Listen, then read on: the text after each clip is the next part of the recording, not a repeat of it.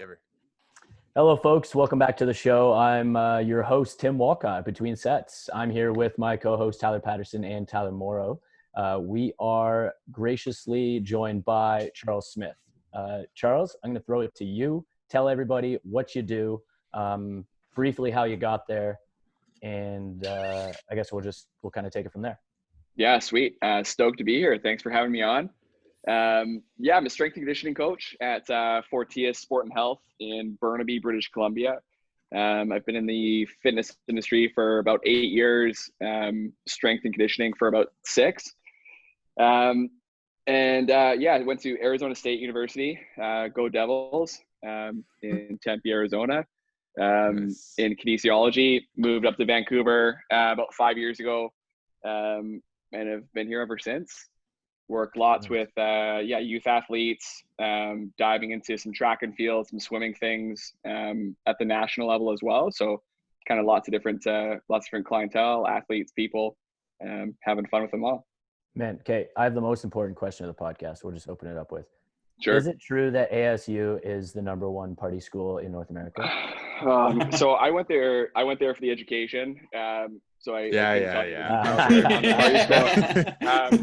think they were currently listed as the number 1 school in innovation.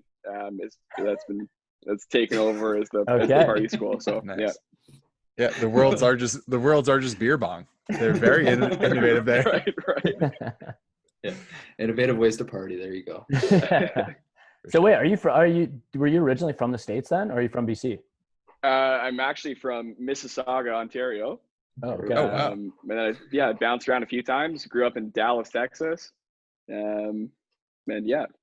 Vancouver's home now, though. That's wicked. So did you originally train at like a commercial gym or something?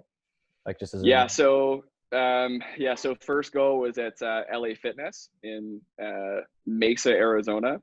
We used to joke it was La Fitness, a very exclusive training gym. Only for the best of athletes. And then interned at Exos in Dallas, Texas, my last year of university, and that kind of took me off into the sport performance world and strength and conditioning, and have kind of run with that ever since.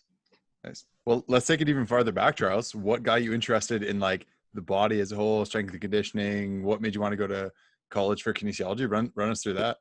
Yeah, such a great question. I feel like most people in our industry, really good athletes, the standard story is went through an injury, like the whole process and came to it. Mine was a little bit different. I was a mediocre athlete. I ran track, cross country, played some hockey, I really kind of like wanted to know why I wasn't good. And kind of fell in love with the process a little bit, and got an appreciation for the training, the performance, and what makes the best athletes the best athletes. Yeah, nice. Yeah. So what you're saying is you had subpar genetics, so you need to make it by training and getting an education and such. Okay. Sorry, mom and dad. No, they should feel sorry for you. Well, right. They should be sorry to you. You know, I'm kidding, Mr. and Mrs. Smith. You raised a fine boy. Right. I've met him for 10 minutes so far, so great gent. Sorry, I've definitely seen some pretty above average spike ball skills. Oh, I appreciate that. Yeah, appreciate it. Yeah. Hard work and dedication. Yeah. Yeah, that's awesome. So you mentioned you work a lot with a lot of youth athletes, and you're like into the sports performance. What kind of got you into that? What kind of led you down working like the youth athlete way? I think I'm just a child at heart, and like really able to connect with the kiddos. I think that's kind of what got me into it. It was the demographic that was there at the center that I was training at. And I seemed to fit into it pretty quickly. And then from there, just like developed strategies to best interact with them and to get the most out of our training sessions. And have kind of since then, become a go-to guy in the area to get kids better at what they want to be better at. What's the main age group the range that you work with usually?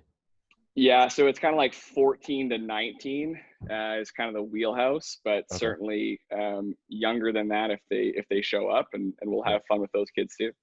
Do you find that like on average there's maybe like the ideal age that you found that's like maybe not the easiest to work with, but like the most fun? Like, is older always better, or is there an age group where you're like, oh, that's like? I think it really depends on the kid. Okay. Depends on like how stoked they are to be there. I think that's probably something we'll dive into a little bit. But if they're having fun with the entire process, then number one, they're going to get more out of it, and it's going to make it a more enjoyable experience for everyone involved. So yeah, I think it's mostly like on an individual basis. I've seen a lot of stuff about like I don't know a ton about training kids or teens, but from what I've seen, just like reading online and stuff, I've seen a lot of evidence-based people talk about the kind of telling parents and coaches to be wary of over specialization. What are your thoughts on that? Yeah, I think it's a big conversation to have. I think in the next few minutes, I'll probably say a few controversial things. And I don't think that yes. I don't think they're actually controversial. I just think that I'm going to maybe word them in a way that we're not used to them being worded. So sports specialization I feel like it's become such a taboo topic in strength and conditioning. And anytime we talk about sport specificity, every S&C coach jumps back away from it and says, nope, like that's not me. We're going to build general athleticism, which I think is perfect. I think that's a really, really great answer. But at some point that has to go away. There has to be some sort of specificity to a sport or to a context that's going to actually translate to, again, what the kid or what the athlete needs to be better at, wants to be better at. So when I think about training kids and youth athletes, it's like the old bucket analogy, right? So the bucket is general athleticism. So this is your movement proficiency, your base strength, speed, power, endurance, capacity, whatever sort of physical attribute you want to have. Maybe your ability to run, stop, jump, land, throw, kick, hit. And then inside of that bucket, filling it with whatever sort of liquid you like, is the context specificity. So the bigger the bucket of general athleticism, the more you're able to fill that with a context specific thing. So that's your ability to read, react, adapt to chaotic environments in a team sport, for example, or to fit into specific coach schemes or strategies that they'd like you to perform in, or again, like the ability to play, like even with individuals on the field or on the ice or on the court, right? We all have like a hockey background. Have I heard that before? Or we all understand the game? Hockey. Everyone except me. Yeah. Football. Yeah. Football guy. Yeah. D. So I think like, we get a lot of hockey players in Vancouver. I'm sure you guys do in Ontario as well. And I think about like, if you're looking at like a defenseman, so, a 15-year-old defenseman comes in and they want to get better at being a hockey player. We have to look at the context as to where they actually need to get better at. Where do they need to be faster? Where do they need to be stronger? And that helps us dictate where we can push their training to get the most out of it. That's interesting. So actually going back just a bit there, what you're saying with the just trying to understand the bucket analogy there, would you say then that like S&C coaches who say that maybe you would call it a cop-out, maybe not, but just like say that I just trained for general athleticism, would you say that based on the analogy you used, they're essentially making the bucket bigger but not filling it with anything? Yeah, correct. So love it. I think this is where the term strength and conditioning coach doesn't really fully encompass what we do, or what the the top level of strength and conditioning coaches does. I say like during my day, so say I've got 5, 6, 7 coaching hours on the floor, my role fluctuates from being a personal trainer to a strength and conditioning coach to a skills coach to a babysitter to literally everything in between. And depending on who the athlete is in front of me, who the client is in front of me, I have to kind of code switch to make sure that I'm either, so take that athlete example. Some kids need a bigger bucket and some kids need more liquid in their bucket. And it's up to the practitioner team around them to decide, okay, who's making the bucket bigger and who's adding that context. Oh, that's cool. Yeah, that's awesome. That's really good. And so sometimes that's my job as a strength and conditioning coach. I have to take on the role as more of a skill coach to add that context specificity to make them, again, actually better at what they want to be better at. That's cool. Is it pretty hard? Have you found it hard to find or maybe not anymore, you've been in for 8 years, but like, did you find it originally hard to differentiate where that line is between like what is general athleticism for someone and then when does it become sport specific? Yeah, I think that's the battle every single day is okay. Trying to figure out where an athlete sits on this kind of continuum of what does need to actually be developed to again make them better at sport. I think like the example that always comes to my mind is the dad of the 14-year-old soccer player that comes in and says their kid's slow and has heavy feet. And when we're going through this like initial consultation, we're all taught to try to like dive into the whys, right? Like, why are you here? Why are you training? Why does it matter? But then when we get to like the physical attributes, we stop short. We hear that a kid wants to become faster and stronger. And as a coach, like I salivate, right? It's like, this kid gets it. Like, he wants to be better. He needs to be stronger and faster. But I think sometimes we skip over the question of, okay, if you think that if you want to become faster, there has to be some specific context or situation in which you feel slow or you are slow. Same thing with strength, right? If you come in saying, I want to be stronger, there has to have been a situation where you felt weak. And I think that's our job as coaches, as trainers, to really piece that out. So is your kid actually slow, or is he bad at reading game situations? If we make him better at reading that situation, does he end up in a better spot? I don't know, right? So it depends on the kid. And I think, we have to figure out where to allocate our resources in terms of time, energy, and money to, again, get the most, bang for our buck with our training. That's cool.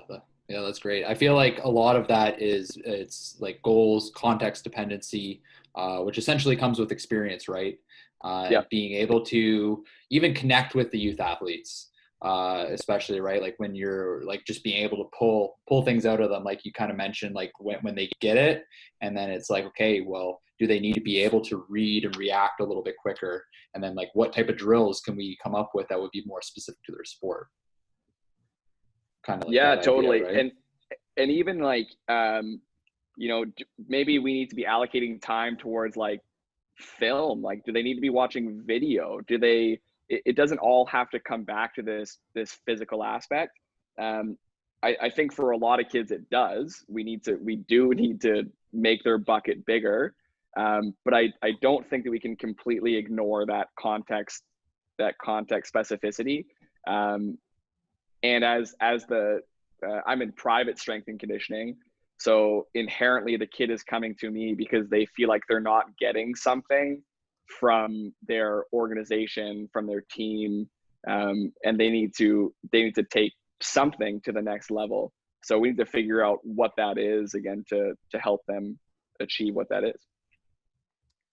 I have a question about, like you mentioned a little bit there about like strengths and weaknesses. So as far as, like I'm assuming you would go through a process, obviously, as a coach, where you're determining strengths and weaknesses of these players, and then also what their goals are, which actually may not even align, but that's a whole other thing.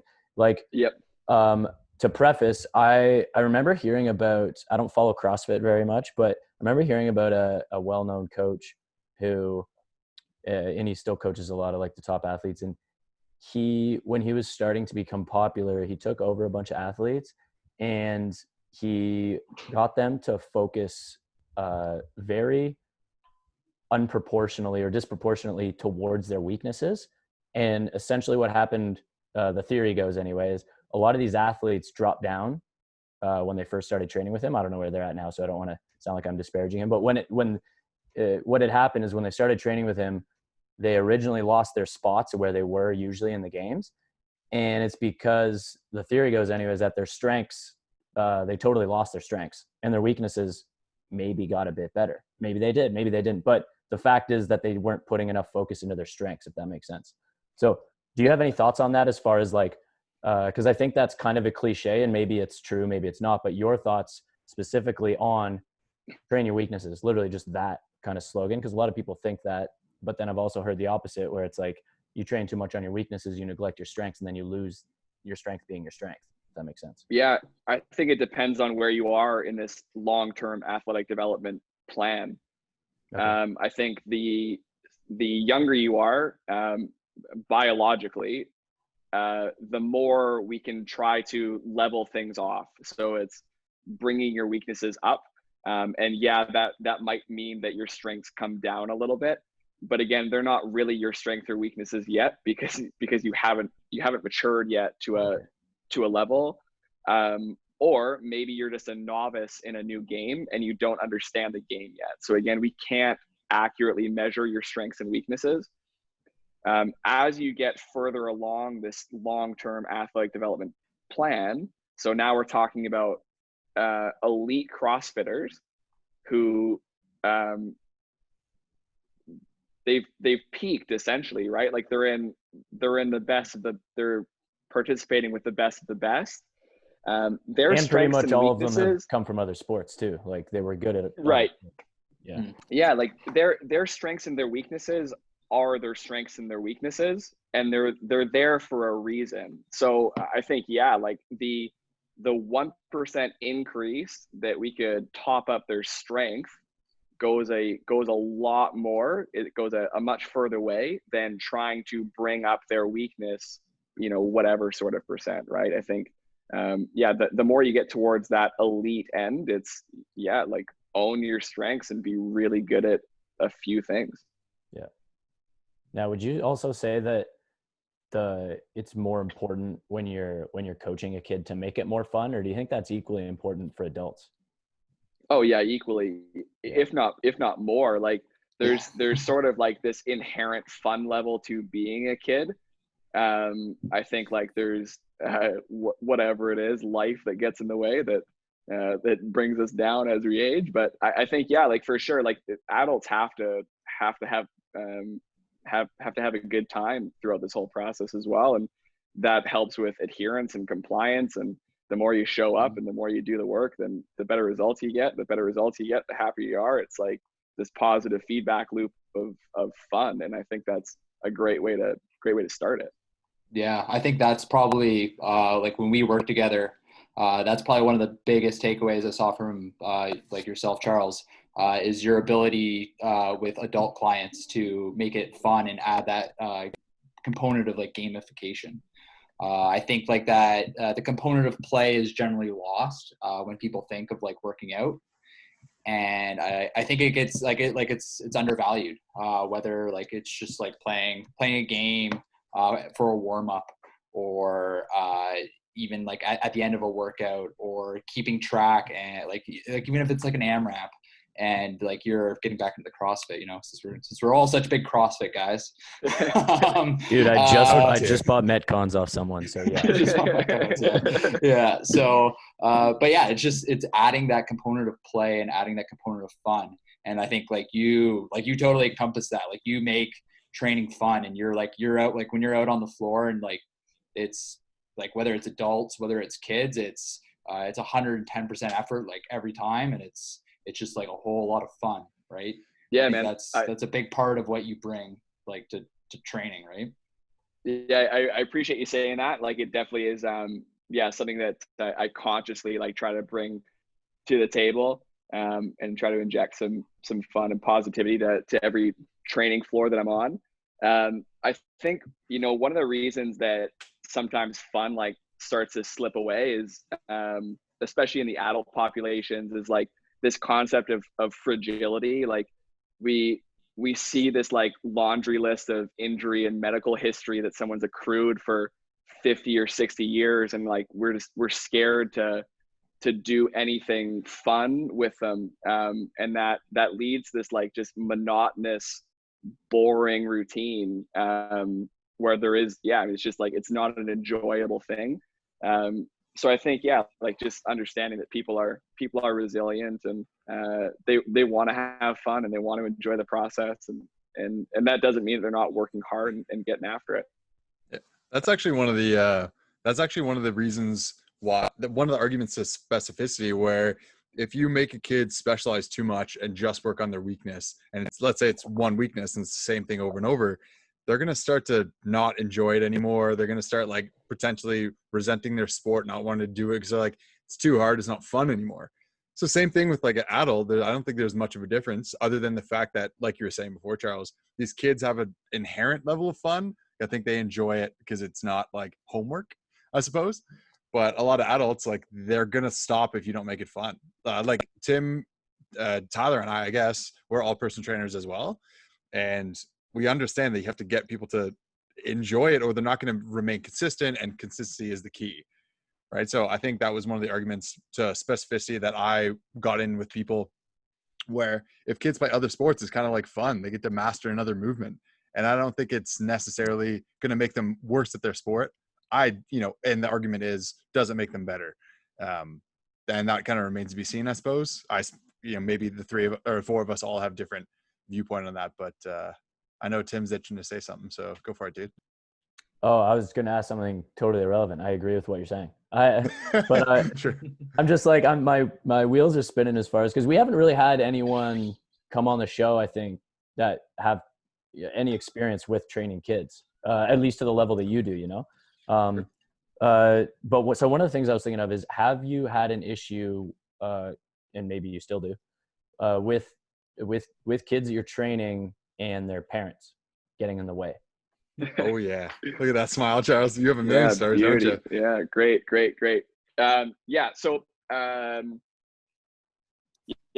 yes and no. The answer is yes. Next. The answer is yes. Go. Yeah, next. Parents are a funny thing with youth athletes, and there's certainly a huge spectrum of involvement with parents in their kids' activities. You get some people who want to be involved with every single decision, and others who want the kid to take charge. And I kind of welcome both, because I think that it's a good opportunity for education for both the athlete and the parent of what this whole thing is really actually about.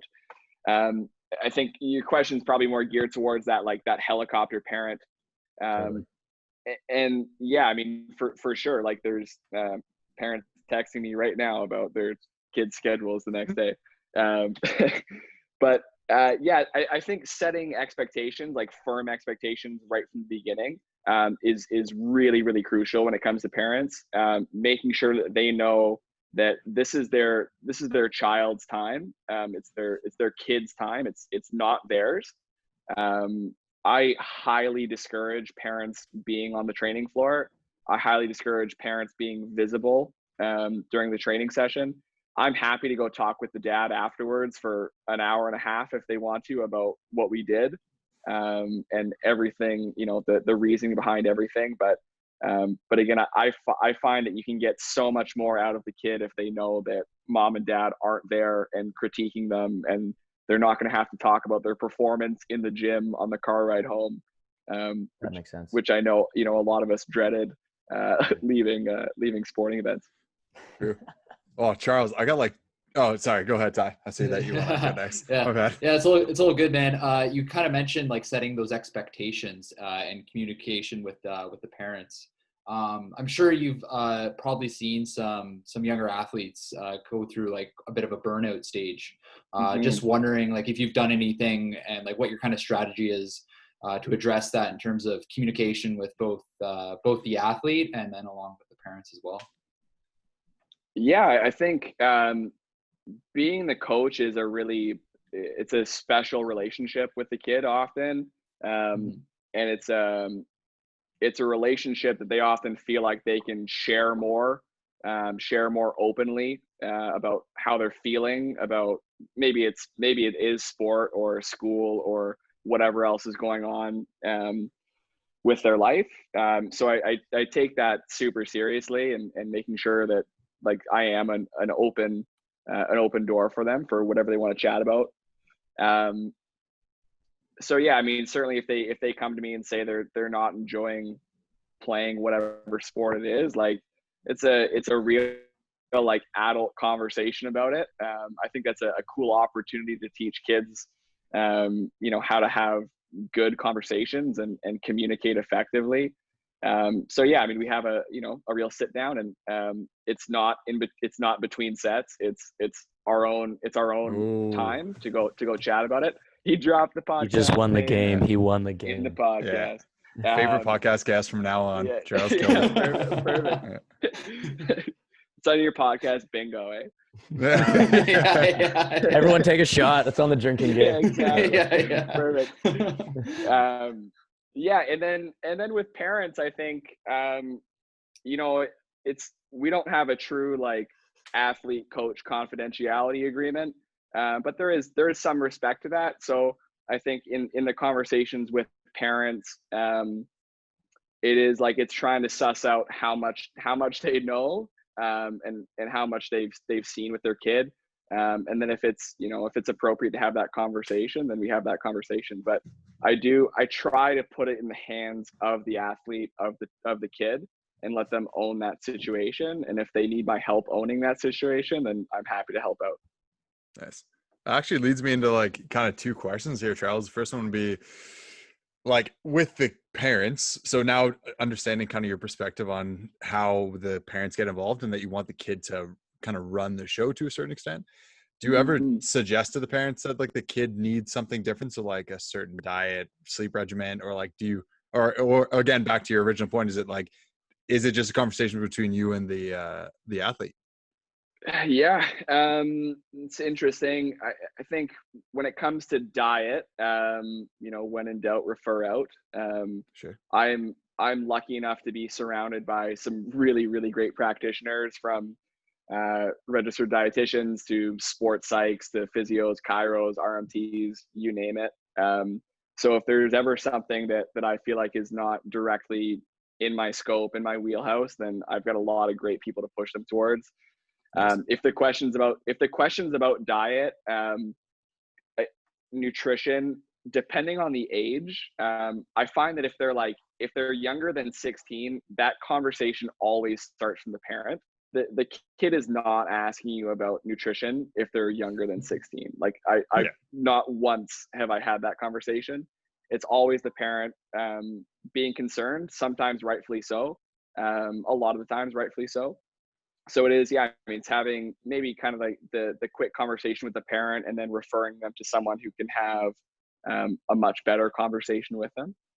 Sure. I do think it's important to instill like positive, healthy lifestyle habits as early as possible. So yeah, I mean, like we'll have general conversations about sleep, hydration, nutrition, how to deal with stress, anxiety, time management, things like that. Like these are all these sort of like small educational tidbits that I'll try to sprinkle in throughout sessions and throughout my time with an athlete, just to again, yeah, make it more of a lifelong thing.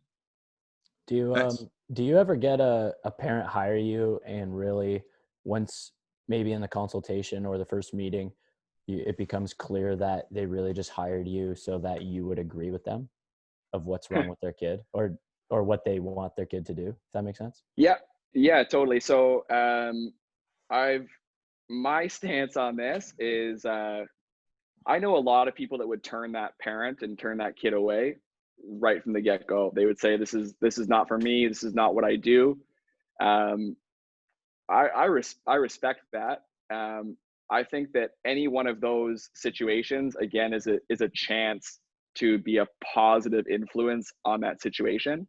And if that means that I have to tell a couple of white lies to parents in this initial consultation about what the training is going to look like, I'm happy to do so. And I'm going to bring that kid in, and we're going to start instilling really, really good things and things that I feel like are going to help them along.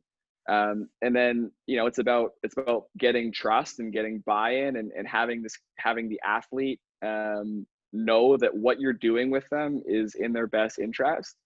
And then once the kid is bought in, they're having fun, they're getting better, they're enjoying the process, then dad's right along with it too. So I'm happy to throw a few fibs in the consultation that was kind of my follow-up question. Make it a better experience. That makes sense. Yeah, it was like, how do you deal with that then? Like, what's your and like you lie said, to their faces. Okay, I respect that. Yeah. No, but I guess you had a good point. You were like, I respect people who don't feel comfortable taking that, and turning them away, and that seems reasonable to me too. But also, your response, which makes a lot of sense to me as well, because you're kind of seeing longer term, like what can I do to get my foot in the door, and then become a positive influence on the kid and the dad, maybe, Yep. Yeah, so. Totally. Yeah, that's awesome. Let's transition a little bit. I know your thing is speed. I've never seen someone on a gym floor with like just so much pop, like always like in their step. He's just like flying around the training floor, and I think I learned a lot from you just in terms of like speed development and making athletes faster. I've definitely incorporated a lot of what you did in terms of the way I guess you would progress drills in a session and outside of a session, or I guess like in a longer term training period, like a training block. Let's talk about your processes. Like what's kind of when an athlete comes in the door and speed is their number one goal, what's kind of like your process in terms of assessment, and then how are you going to make that athlete a faster athlete on the field from the training floor? Yeah, it's changed over the years for sure. And kind of my thoughts on speed and speed development have changed as well. So I'll give you a quick rundown of, I guess, where I'm at currently, and we can kind of dive back if you guys would like. But so I mean, first of all, when they first come in, again, it's going to start with an interview process. I want to know who they are, what their story is. Again, they want to become faster, so that means that they felt slow in some situation. If they're a track and field athlete, it's really easy to understand where they felt slow. If they're a team sport athlete, it's a little bit more difficult, but with some good questions and a good conversation, you can start to figure out in what situations they feel slow. And then we'll take them onto the floor, and it's going to start with like a full movement analysis. So kind of like a modified FMS, some sort of variation of a movement screen, looking for, it's kind of like systemic movement patterns. Can you put your body in positions that it needs to be put in? Can your body do things that it needs to do to become fast? And then, depending on who they are, we'll usually take them through a performance testing battery, which will usually be some sort of short acceleration drill, like a 10 meter or a 10-yard sprint. That's pretty much a staple in everybody's training battery for me. I want to see the angles that they can hold. I want to see how they produce power, and how effectively they can hold that. And then after that, it gets a bit more context dependent of what sport you play, and sort of what sort of maybe energy systems we're looking at, what sort of movement patterning we're looking at. And then, from there, we'll take a look at it subjectively, how do they move? what was their movement strategy to get through those tests, and then we'll look like objectively at their scores. I've gotten much less dependent on objective data with those measurements. I don't think that we're truly measuring what we think we're measuring when we pull out a stopwatch or pull out a jump mat or a Vertec or whatever you want. So I think for me, it's like it's a lot about just watching them move and seeing where we can clean up movement patterns and energy leaks, and then let them fly. Yeah, that's great. That's that's good stuff. So how would you say, like you mentioned, it's kind of changed over the years, and you mentioned like some of the objectivity, like you're not taking that into account anymore, and then but it's more about how they move. So I think a big thing like that I've kind of realized like more recently, and something I've come across, is the importance of even just like strength, like just generalized strength in terms of speed development. Because like in the end, when an athlete is I guess stronger compared to their body weight, you're ultimately going to achieve like a faster athlete. But what type of things can you do to translate that strength into that speed for a specific sport or a specific context? Yeah, I think one of the reasons I really love strength training for speed development is number one, it's a confidence booster. People getting stronger makes them feel good, and when you feel good, you are more willing, I think, anecdotally, you're more willing to just go. My biggest thing right now is just intent. Like I find that a lot of people have this like internal governor in their minds or in their bodies that's saying like slow down or don't move that fast. And if we can find a way to shut that off, like again, people can just go. Like I find so many athletes have the physiological capabilities of moving fast, producing force quickly, producing large amounts of force quickly, but they just don't trust themselves, or their brain doesn't trust their body to move through space that quickly. So I think like things like general strength training, giving people confidence to produce large amounts of force effectively and efficiently, and then getting comfortable with speed and power movement. So whether that's throwing things, whether that is things like sprinting, jumping, things like Olympic lifts are super useful in certain times as well. But again, I think for every athlete, it's slightly different of what it takes just to take out that internal, I don't want to go that fast thought. That's interesting. The mental block. Yeah. Sorry, I'm not even sure if it's a mental, well, sometimes it's a mental block, but it's like, it's this disconnect. Like it's a neuromuscular block, right? It's like it's a messaging block. That's interesting. It's kind of like there's like that inhibition that there's kind of like there's that almost like uncertainty of like how fast and like what you're actually capable of. Totally. And, but they can't even be conscious of it. Nope. So film works really well. And again, this is where like Timo mentioned how I do, like I bounce around the training floor. And I do that sort of intentionally, like to show that like I really do like movement, and especially speed it's so elastic. It needs to be elastic.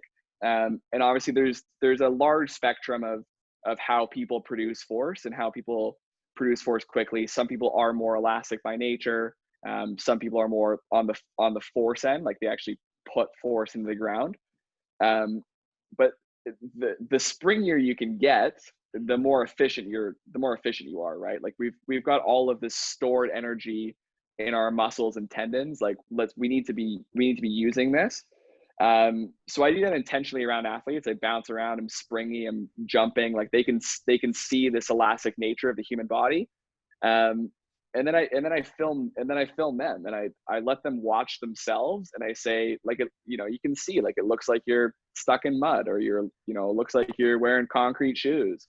And a lot of times that visual feedback is a good tool to let them see that they can be faster. That's interesting. Do you when you're programming for an athlete to increase their speed in some way, do you intentionally periodize it in a way, potentially, maybe not all the time or maybe not at all, but have you ever, and do you currently periodize it in a way that you would really focus on increasing force production while accepting that speed will temporarily decrease? Yeah. So it depends on like competition season. Sure. Okay. So for some athletes, it's not acceptable for them to lose speed, right? Like during competition season. So if we're looking at a track athlete, a swimmer, someone in athletics, again, where there is the only context that is relevant is being fast. For a team sport athlete, for example, like, so when we look at like hockey academies, right? I could go off all day on hockey academies, but like it is this 8 to 10 month long season of like they're in like they're always playing. So yes, as a coach, you do have to accept that their true speed, if you were on a stopwatch, it's going to go down at certain points based on what the priority is in the gym, for sure. Yeah, and that makes sense, I guess, based on like not just their sport, but also the performance needs of the sport and where they are in the season. Yeah, totally. Okay. Yeah, does that ever freak them out? Or are they on board pretty good? Like, yeah. So I think one of my big principles with training is making sure that the athlete really understands the process. They know what phase of training we're in. They know what the goal of the phase of training is. They know what I'm looking for in our fundamental movements for that phase. They're a big part of the process. So there's an education piece to it, for sure. Definitely, if you don't tell a kid that he's going to get slower and he gets slower, that's not great. He's not going to feel great about that, for sure. So the expectations play a big part there. Yeah. Absolutely. Knowing what's going to happen and being like, hey, this is all part of the plan. Yeah, totally. Okay. I feel like speed is just such an important aspect of like the athletic development, especially like at a young age right now. Like if you look at the top end hockey players, like the players in the NHL, you look at like Connor McDavid, like with Leaf Bias, you look at like Mitch Marner, like those type of guys, the way they skate and like the lateral movement they have is just like, it's unparalleled. Like it's never like during lockdown there, they were showing all the old videos of all these old school hockey games, and it's like, wow, like how much it's changed, right? Like almost like every hockey player, they've got to have like just that like unparalleled speed. Like it's like next to obviously hockey sense and like hockey skills, like that speed is like that's like the number one thing that you're looking to develop now. Agreed. You don't see those like big bulky hockey players as much anymore with like some of the dad bods. They're all like super lean athletes, right? They're mega lean. They don't have a ton of muscle on them, but like the amount of force that they're able to produce in a short amount of time, and their ability to react to play is just it's unbelievable.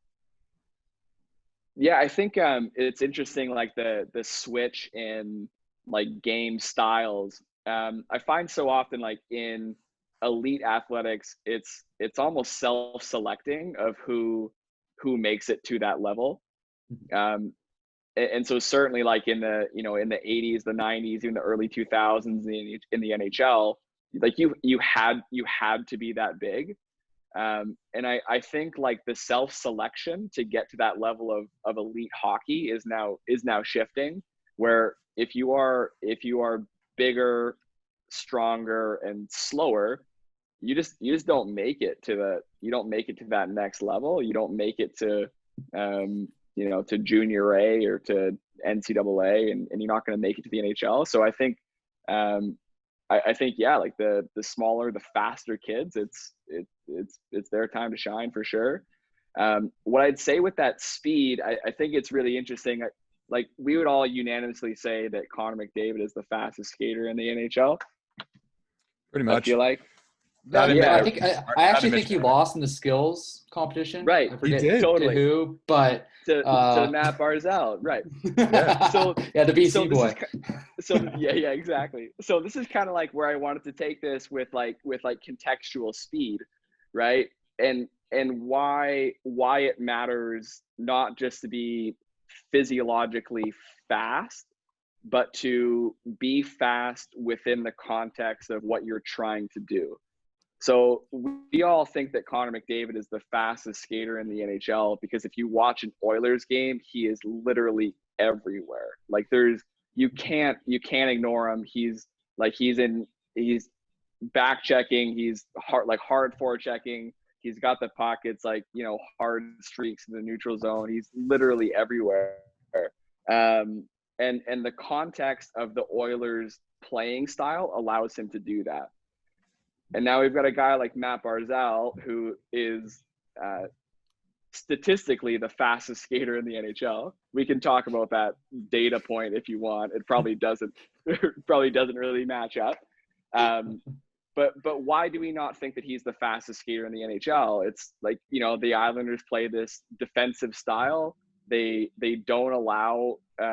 He doesn't have the chance to skate like Connor McDavid in that Islanders scheme.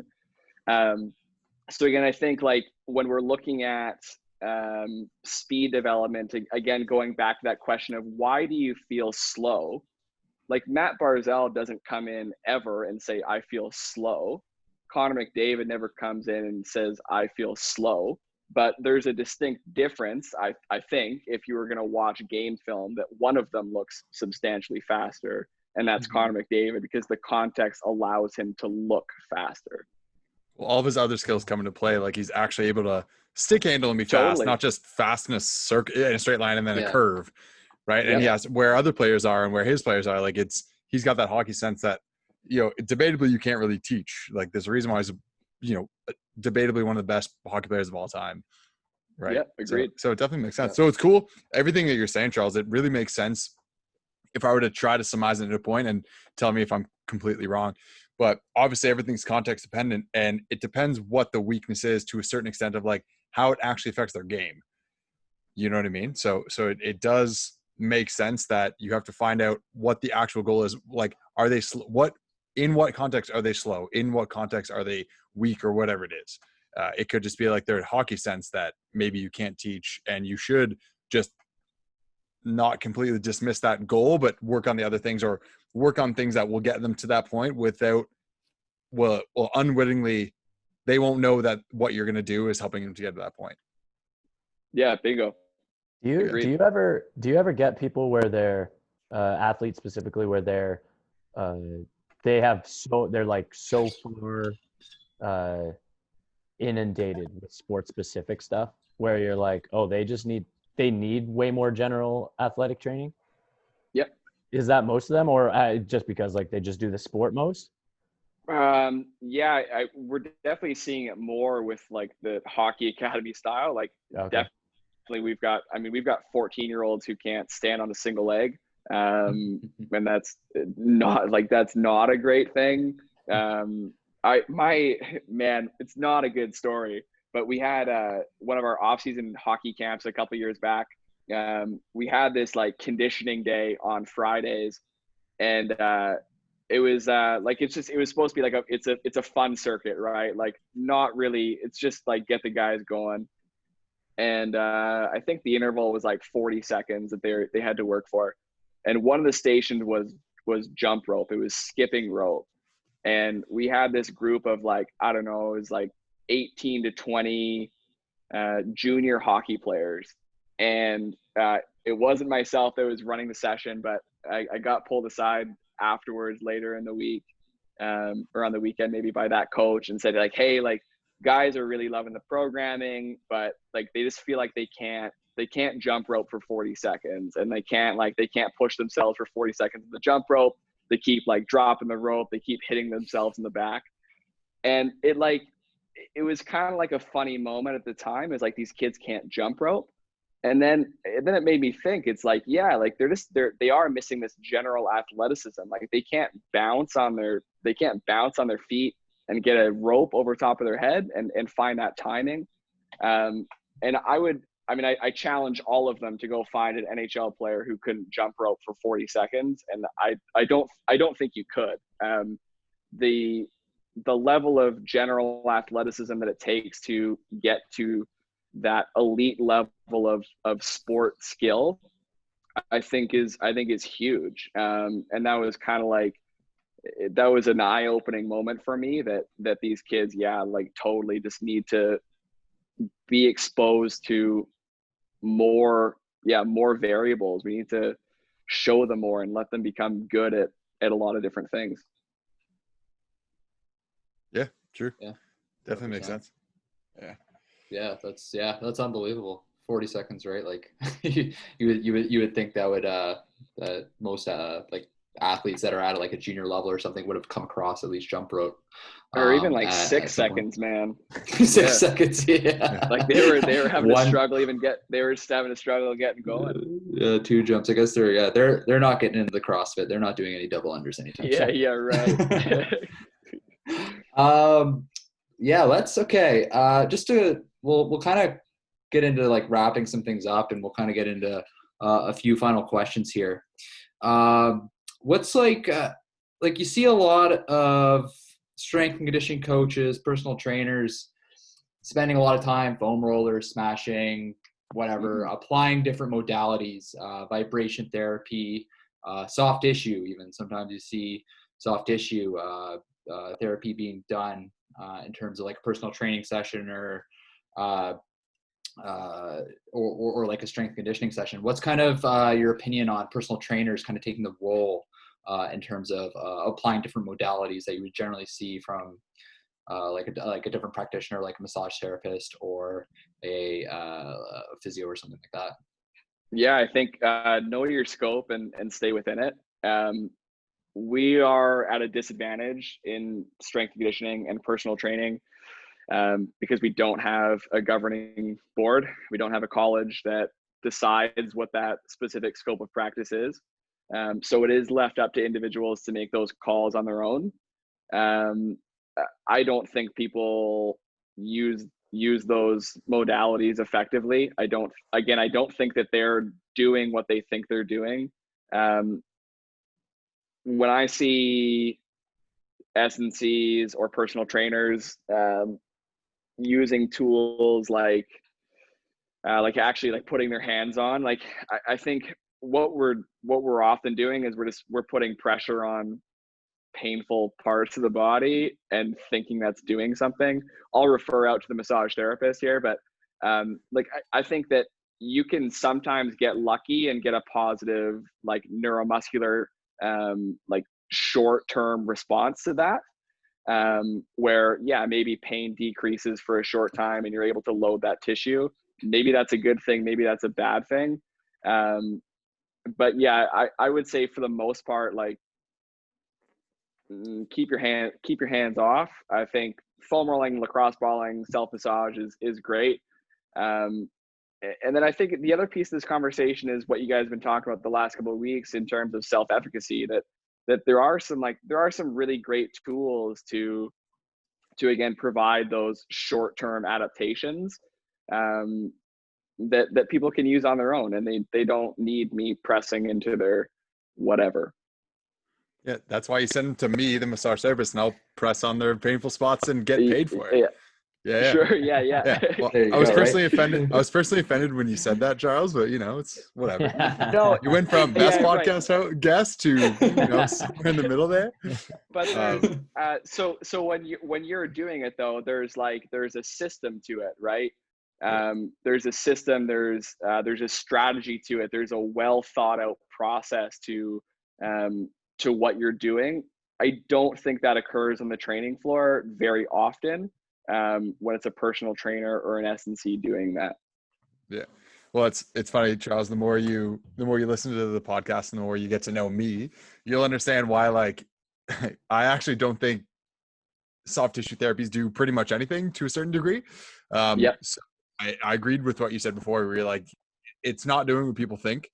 You can actually leverage that, and that's sometimes what I'll do. But even with the whole, like, pressing on certain spots and like having a plan, like, sure, I might have a better plan than someone that didn't go to college for it, but even like what's in my scope of practice is, constantly being debunked. Where like, I can't do frictions don't break down scar tissue, but that's within our scope to do. Like, it's the most ridiculous thing in the world. So that's actually why I transitioned to personal training stuff. And a lot of my massage appointments are actually going to probably mimic your training sessions.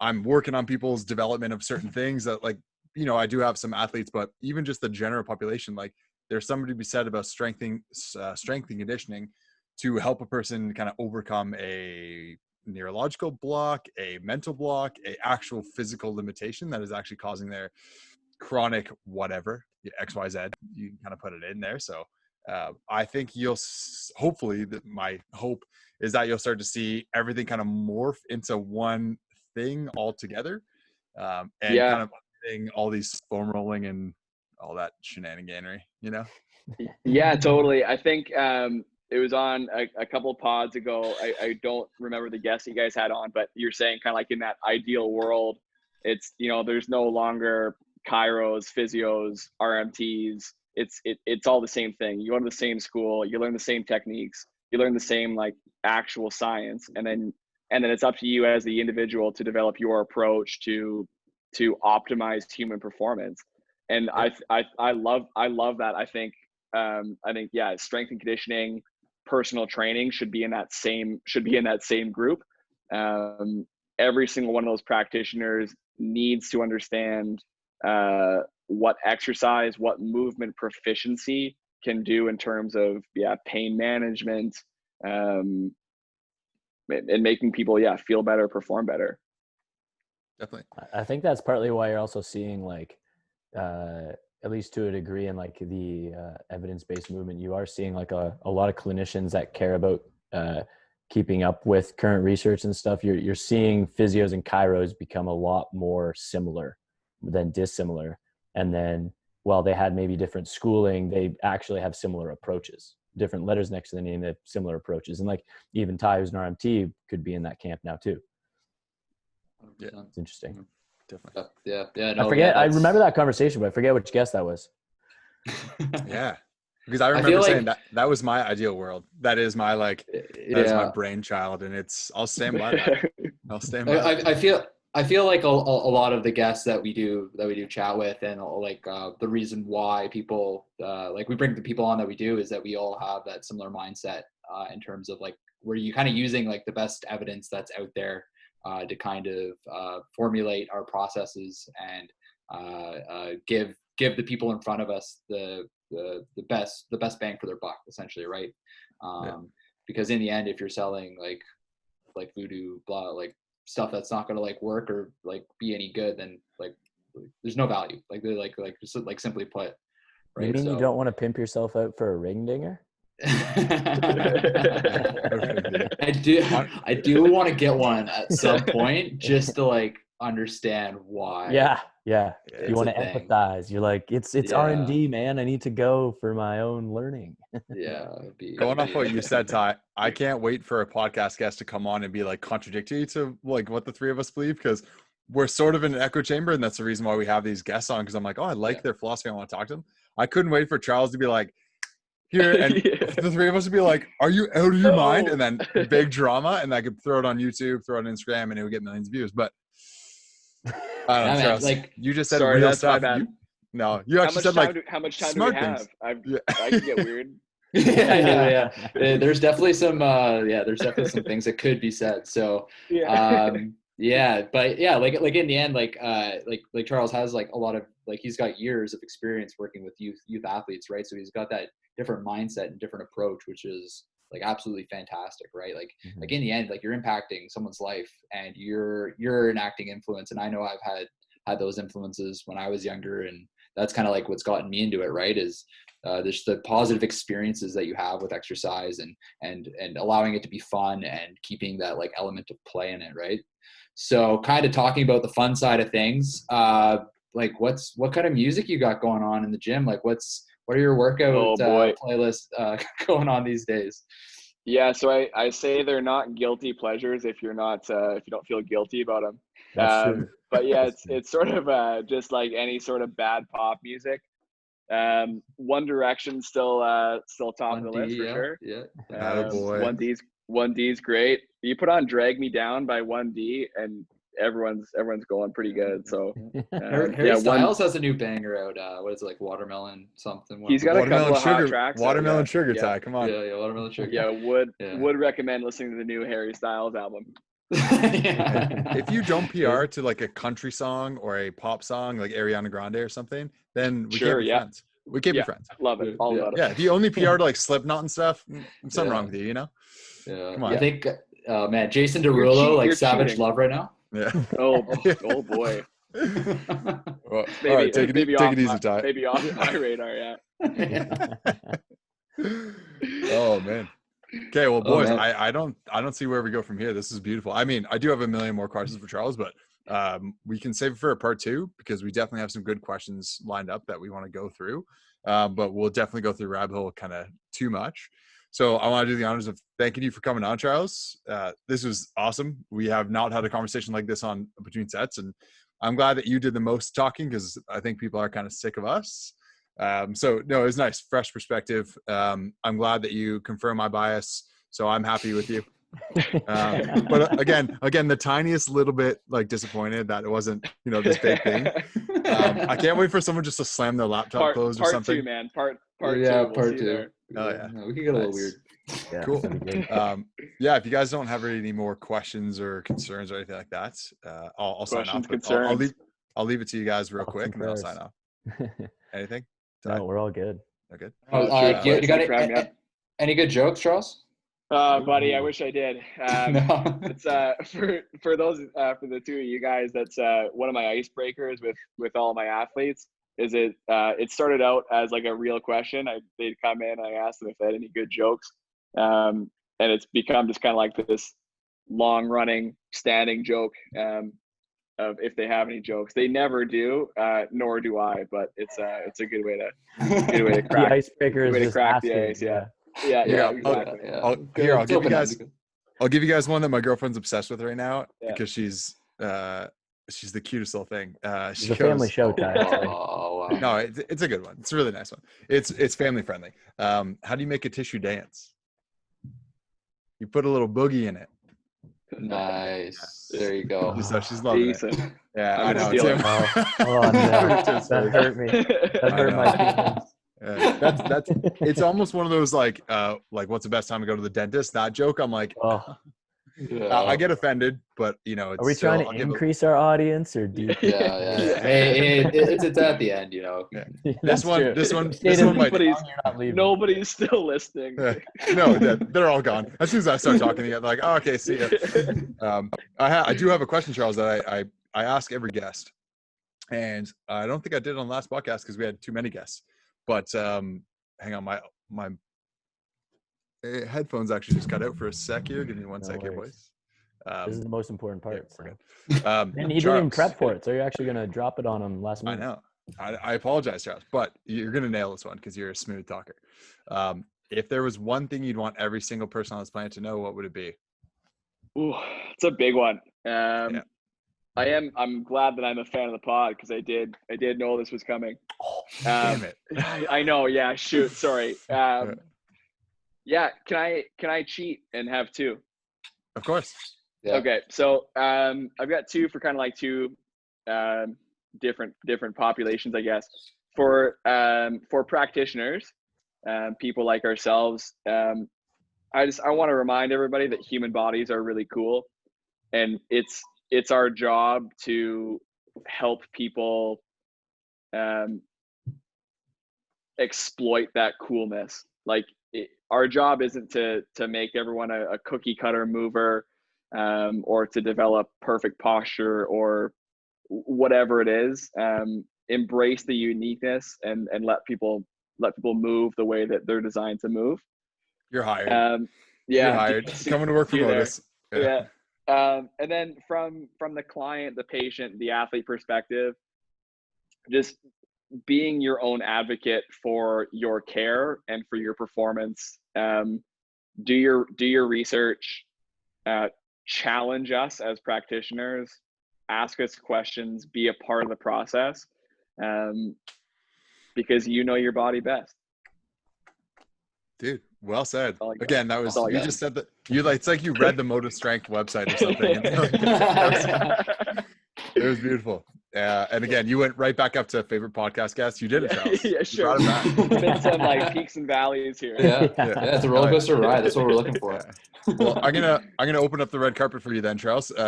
Can you plug anything? Like, obviously, let everyone know exactly where you work in case we have some listeners out there in the beautiful province of BC. Yeah, sure. So yeah, at Fortius Sport and Health in Burnaby, British Columbia. Sweet. And that's all I got. Check out my Instagram. It's kind of cool sometimes. Charles.Smith. It's like Carl, but with an H. Nice. I didn't even notice. It's not Charlie. Yeah, see there. Yeah, I didn't even notice that. It's one of those things where you see it with your, like, you make it up in your head, you know? Yeah, sure. And I just want to remind everybody that Tim is obviously still doing online training. Obviously, during with COVID, we can't be training people at Motus. So if you guys are interested in some training programming and some nutrition advice, visit motusstrength.ca or email info@motusstrength or follow Tim on his social media. You can find all that in the show notes below, obviously. We'll also plug all of Charles's things there as well. Morrow's offering that too. Morrow has online stuff too still. Yeah. And we got some online training. That's what it is. Yeah, they're the best of the best because I don't do online training. Otherwise, I'd be the best. But if you want to do something that is the best, you're going to come see me for massage therapy. I'm open at Motus Strength in Erin, Ontario. And if you guys are around and you need some attention, some TLC and some S&C, let me know. And you can find all my info, of course, at motusstrength.ca and all that fun stuff. And thank you for listening to the podcast. And we appreciate it if you rate, review, and subscribe wherever you're listening, so we can help grow, share with your friends and family and your dog or whoever. And that's pretty much it. Boys, anything else? That's it. Beautiful. Thanks for coming on, Charles. Yeah, thanks, team. That was great. Thanks again for listening, everybody, and we'll catch you on the next one.